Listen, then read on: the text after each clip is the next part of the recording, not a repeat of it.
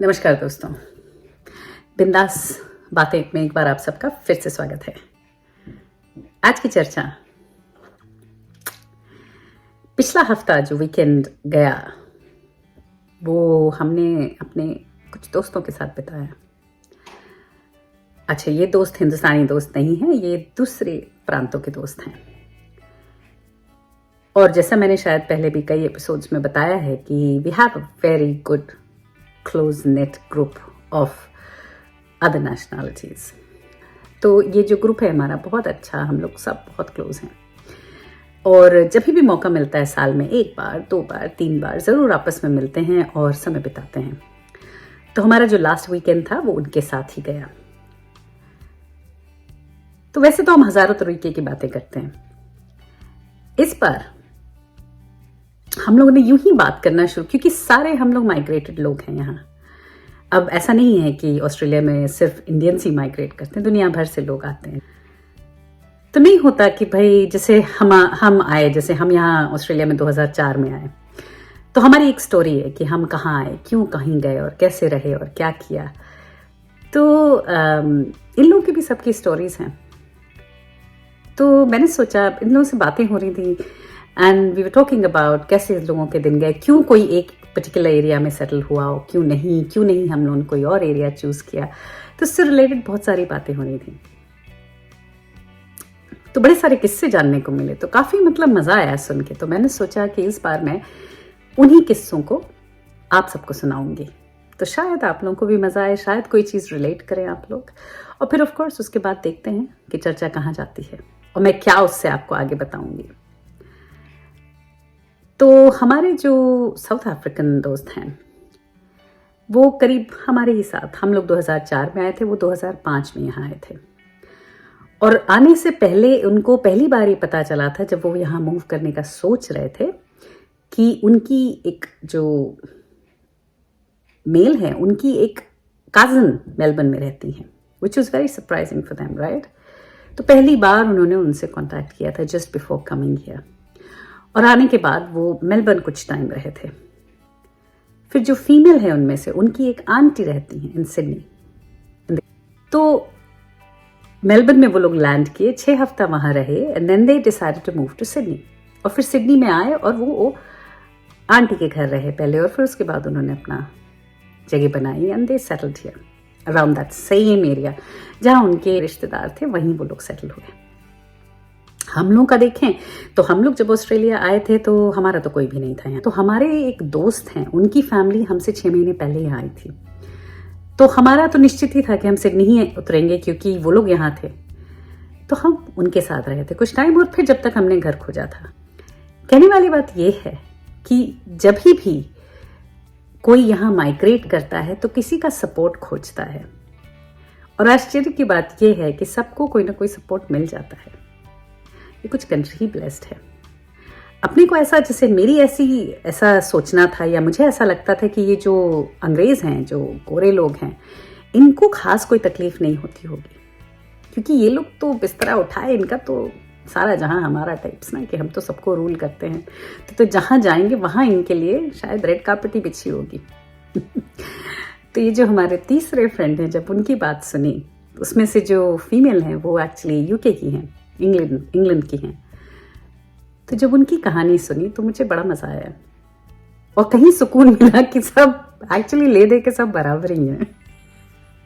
तो उनकी कहानी मैं शेयर करूंगी कि हम लोगों का तो ठीक है, जो था जैसा था, हमने सोचा था कि हम जाके थोड़ा स्ट्रगल करेंगे ऐसा वैसा। उनके साथ क्या हुआ, वो आई अपने हस्बैंड और 2 बच्चों के साथ। वो किसी फैमिली प्रॉब्लम की वजह से इंग्लैंड छोड़ना चाहती थी। She didn't want to continue staying there. तो उनका डिसीजन हुआ कि चलो कहाँ जा सकते हैं, चलो ऑस्ट्रेलिया चलते हैं। तो फैमिली को लेके वो यहाँ आ गई। अच्छा, ऐसा कुछ नहीं कि बड़ा भारी कोई बैंक बैलेंस था या कोई बड़ा भारी यहाँ कुछ था उनके लिए तैयार बैठा, कोई भी नहीं। हमारे पास तो फिर भी दोस्त थे, कुछ यार दोस्त थे, जैसे साउथ अफ्रीकन के पास उनकी फैमिली थी दूर दराज की, मेरे पास फ्रेंड्स थे जिनके पास हम जाके रहे। पर ये जब आए थे 1986-87 में, तो सोचिए कितने पहले की बात है। तो ये लोग जब यहाँ आए तो इनके पास कुछ भी नहीं था, ये कंप्लीट अंधेरे में आए। यहाँ आए तो उनको ये समझ में नहीं आया कि रहें कहाँ, क्योंकि तब एक्चुअली ऐसा कोई सपोर्ट सिस्टम भी नहीं था गवर्नमेंट का शायद, कि वो आते ही उनको कोई सब्सिडी मिलती भी होगी तो पर इनिशियली नहीं। तो इन्होंने आके सोचा कि अब रहें कहाँ। देखने वाली बात ये कि तब तो ऑस्ट्रेलिया में पॉपुलेशन और ही बदतर हालत में था, ना पॉपुलेशन था ना एरियाज इतने डेवलप्ड थे, तो सब थोड़ा बंजर टाइप का, बियान बंजर और क्या जंगल टाइप का सब एरिया था। तो वो जब यहाँ आए तो उनको समझ में नहीं आया कि क्या करें, कहाँ रहें, कहीं कोई रेंटल प्रॉपर्टी मिलने को तैयार नहीं। तो किसी ने उनको बोला कि एक ही तरीका है कि तुम ना एक मकान ही खरीद लो, मकान तो मिलेंगे नहीं, तुम एक लैंड खरीद लो, फिर उसमें तुम मकान बनवाओ और तब तक होटल वोटल में रहो। बड़ी अजीब बात। तो ये लोग ऐसे ही घूम रहे थे कि भाई कहाँ लैंड ले लें भाई। तो एक एरिया दिखा उनको, तो वहाँ एक आदमी दिख रहा था बाहर, तो उन्होंने अपने घर के सामने खड़ा हुआ था, तो उन्होंने उसको आवाज़ दी कि एक्सक्यूज़ मी। तो उसने कहा हाँ भाई। बड़ा अजीब सा किस्सा है, सोचिए। तो किसी को भी रैंडम आदमी को उन्होंने पूछा कि भाई ये जो एरिया है जहाँ आप रह रहे हो, ये क्या अच्छा है, would you consider it a good area. तो उस बंदे ने, वो भी इंग्लिश नहीं था, तो he was from a different country, who knows where, and he said oh yes this is a very good place in a very different accent, और बड़ा अच्छा है यहाँ, तो सब बढ़िया है। तो और फिर उसने कहा कि अरे आइए आप लोग अंदर आइए, घर के चाय पीजिए। अपनी बीवी को आवाज़ दी, अरे भैया चाय चढ़ाओ, देखो कोई गेस्ट आए हैं। ऐसे ही रैंडम आदमी। ये लोग गए अंदर, इन्होंने चाय पी।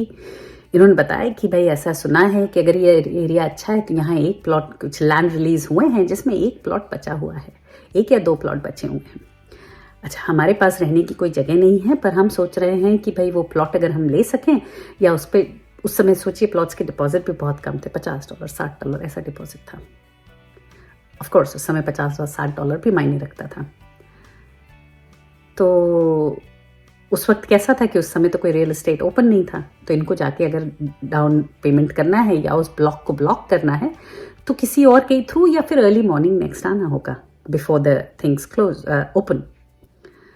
तो ये भैया, इनको लगा क्या करें, कैसे करें। तो उसने कहा कि उसने तुरंत मदद ऑफर करी कि अगर आप कहें तो मैं आपका डिपॉजिट कल जाके डाल दूंगा, आप पैसे मुझे दे दें।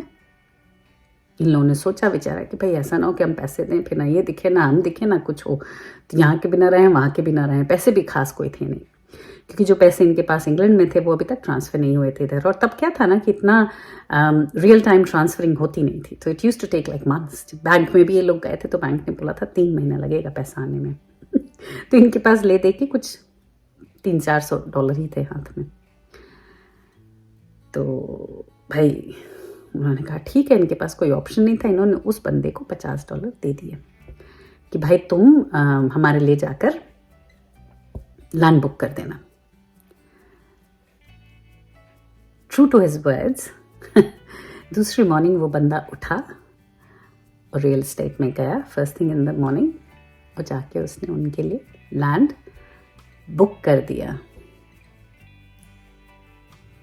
और सोचिए उस लैंड में इस कपल ने या इस लेडी और इनके हस्बैंड ने घर बनाया, अपने बच्चों को पाला पोसा, सबको सेटल किया,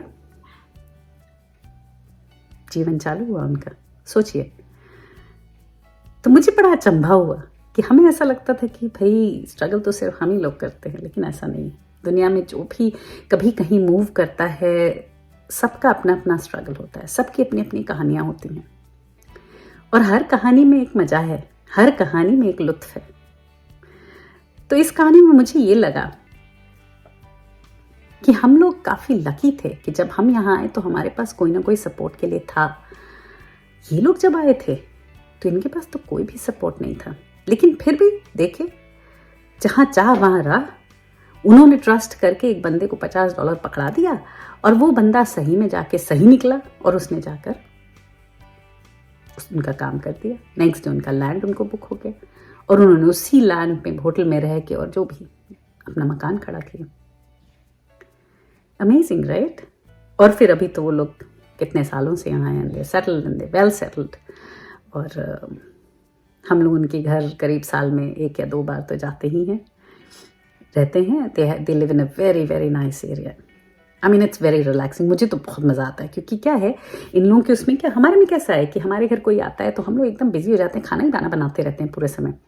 इन लोगों का सिस्टम बड़ा अच्छा है, अपना सिंपल ईटिंग, ऐसा नहीं कि कुछ हाई फाई, कुछ भयंकर लगे पड़े हैं, मसाला डाल रहे हैं, ना ये कर रहे हैं ना वो कर रहे हैं, खाने से ऊपर ही नहीं उठते। तो हम लोग की तो कसरत हो जाती है, पर इन लोग के घर जाओ तो बड़ा ही सुकून मिलता है और बड़ा रिलैक्सिंग होता है।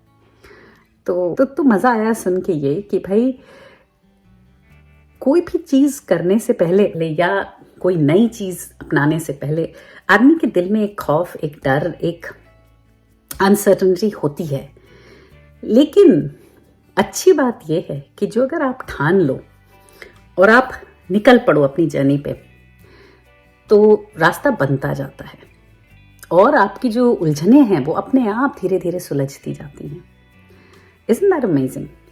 कि हम सोचते हैं ना कि अरे यार, किसी भी चीज़, बड़ी चीज़ को उठाने से पहले हमारे दिमाग में कितने सारे सवाल आते हैं कि क्या होगा अगर हम ये करें, कर पाएंगे कि नहीं कर पाएंगे। हो सकता है हमारे बस का ही ना हो सकता है हम वहाँ जाएं और कहीं फंस जाएं, हो सकता है कोई हमें ठग ले, कोई परेशान कर ले। लेकिन फिर वही रास्ता बन जाता है और आप आगे बढ़ते हो और आपका जीवन निकल लेता है और आप फिर कई बार उन लोगों से वापस, आपका एकदम परसेप्शन ही बदल जाता है। फिर आप जब बैठ के सालों बाद इस चीज़ को दोबारा सोचते हो तो आपको बहुत आश्चर्य होता है कि कैसे यार, कैसे उस समय पे जब हमें ज़रूरत थी तो ये कहाँ से बंदा आया जिसने ये काम किया हमारे लिए। तो कहने का मतलब ये है, अगर कोई चीज़ दिमाग में सोचें आप और किसी चीज़ का पूता उठाएं या कुछ करने का मन हो तो रुके नहीं, चल पड़े। जो चल पड़ेंगे तो फिर वही है कि रास्ता बनता जाएगा और मंजिल आपको एक ना एक दिन मिल ही जाएगी। जो अगर आप बैठ गए सोच कर कि हे भगवान कैसे होगा, क्या होगा, तो फिर तो रुक ही जाएंगे, क्योंकि ज़िंदगी तो फिर वही है ना, चलने का नाम है, रुकने का तो नहीं। गाना है ना, जीवन चलने का नाम, चलते रहो सुबह शाम, के रास्ता कट जाएगा मित्रा, ये बादल छट जाएगा मित्रा, जिद से रुकना ना मित्रा, कि चलते रहना ही मित्रा, जीवन चलने का नाम, चलते रहो सुबह शाम। तो फिर आज के दिन जो हिंदुस्तान में स्थिति है, बहुत ही लोग मायूस हैं, बहुत ही लोग परेशान हैं, लेकिन रुकना तो पॉसिबल नहीं है। तो बस चलते रहिए, चलते रहिए, चलते रहिए और देखिए ये कष्ट भरे दिन भी बीत जाएंगे और अच्छे दिन वापस आएंगे, अच्छे नॉर्मल दिन वापस आएंगे। यही उम्मीद है, यही प्रार्थना है कि हम सब, हमारे सब प्रिय लोग जो हिंदुस्तान में बैठे हैं, जो बहुत ही बड़ी चैलेंजिंग टाइम से गुजर रहे हैं, वो सब हिम्मत रखें। जो दिन भगवान दिखा रहा है वो तो देखने ही है, उससे तो हम बच नहीं सकते, पर अब जो है सो है, उसको देखें, समझें और आगे बढ़ें। जो जिस वक्त उचित लगे वैसा करें और हिम्मत बांधे रखें, छोड़ें नहीं, हिम्मत को ना छोड़ें, हिम्मत बहुत ज़रूरी है ना। और एक दूसरे की हिम्मत भी बनाए रखें, दूसरों को भी ना टूटने दें, क्योंकि क्या करें, जी टाइम ही ऐसा है कि सबके उथल पुथल मची पड़ी है, लेकिन क्या कर सकते हैं, नहीं। तो सोचिए, अच्छा सोचें, अच्छा करें तो ये दिन भी कट जाएंगे। आज के लिए सिर्फ इतना ही, अगले हफ्ते फिर मिलेंगे किसी और बात, किसी और चर्चा के साथ। तब तक के लिए आप देखते रहिए बिंदास बातें। See you all next week. Bye bye.